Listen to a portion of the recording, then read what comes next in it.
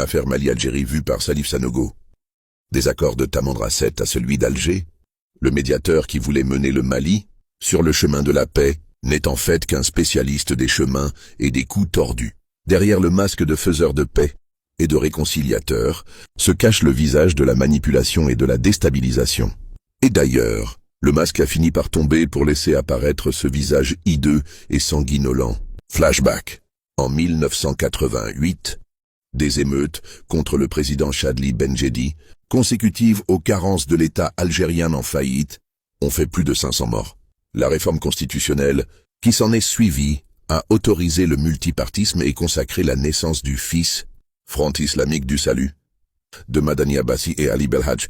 Le 26 décembre 1991, le FIES remporte le premier tour des élections législatives avec 48% de vote. Le 11 janvier 1992, la peur de devoir gouverner avec les islamistes pousse l'armée, sous la houlette des généraux Mohamed Medienne et Khaled Nezzar, à annuler les élections tout en forçant Chadli Benjeddi à démissionner. Ce qui a amené le FIES à dénoncer un coup d'État. 3 jours plus tard, Mohamed Boudiaf devient le nouveau président de l'Algérie avant d'être assassiné le 29 juin de la même année. Avec la dissolution du FIS, l'Algérie entre dans une guerre civile avec un bilan macabre d'environ 150 000 à 250 000 morts.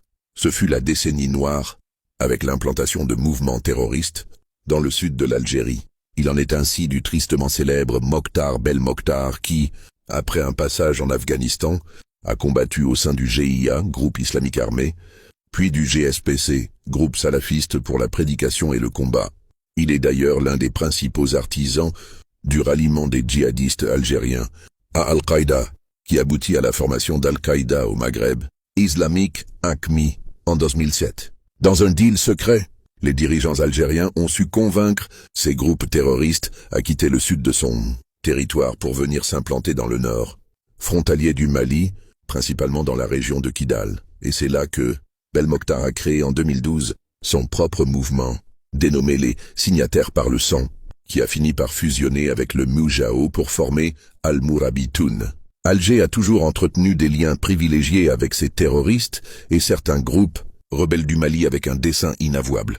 L'affaire du drone abattu met aujourd'hui à nu l'irritation des dirigeants algériens de n'avoir plus de contrôle sur le Mali depuis la caducité de l'accord d'Alger et la mise en place d'un dialogue intermalien.